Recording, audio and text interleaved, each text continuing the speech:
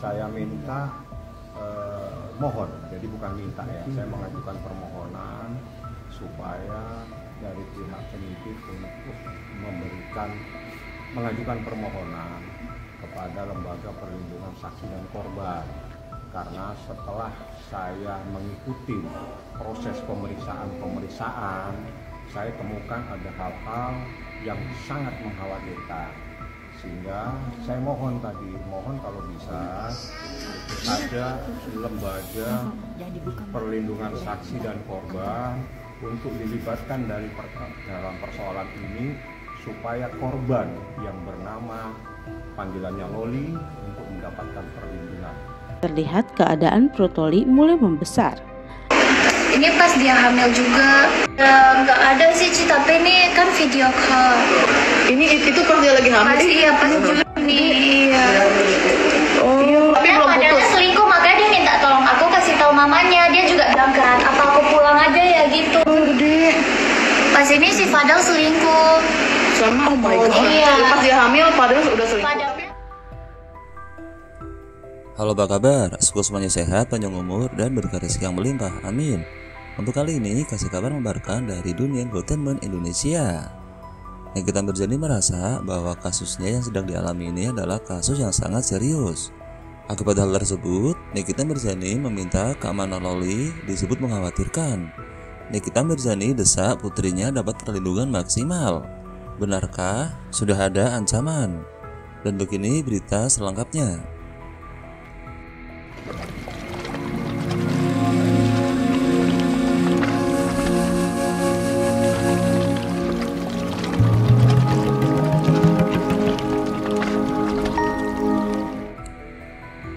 Kuasa hukum Nikita Mirzani, Fahmi Bahmid, mengungkapkan kliennya kini mengkhawatirkan keamanan dari putri sulungnya Loli.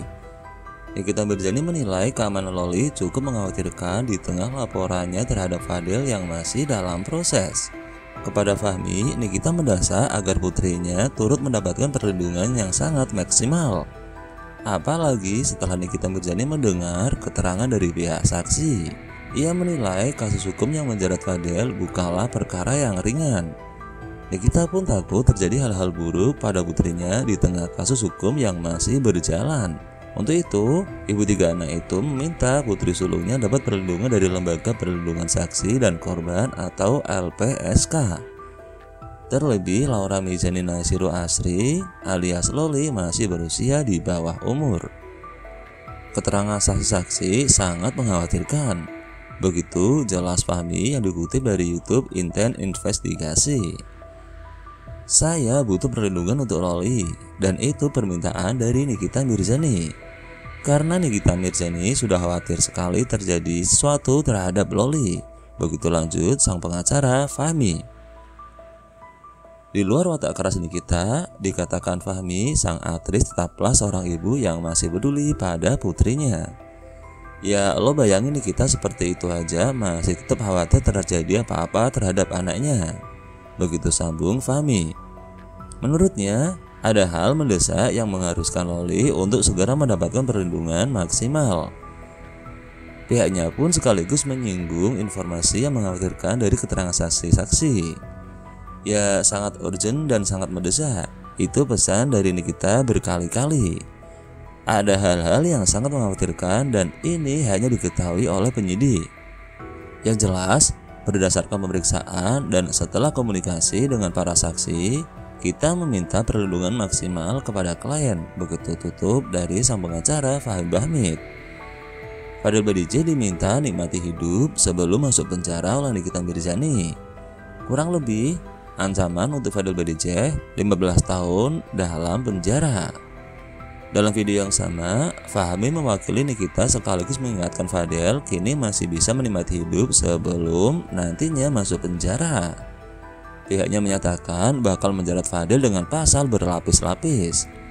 Ya, nikmati perjalanan hidup kamu, sebentar lagi gue kasih pasal berlapis-lapis. Begitu ancam dari Fahmi. Apalagi bukti visum Loli dinilai bisa jadi bukti yang sangat kuat untuk menjebloskan Fadel ke dalam penjara. Ini persoalan bukan main-main.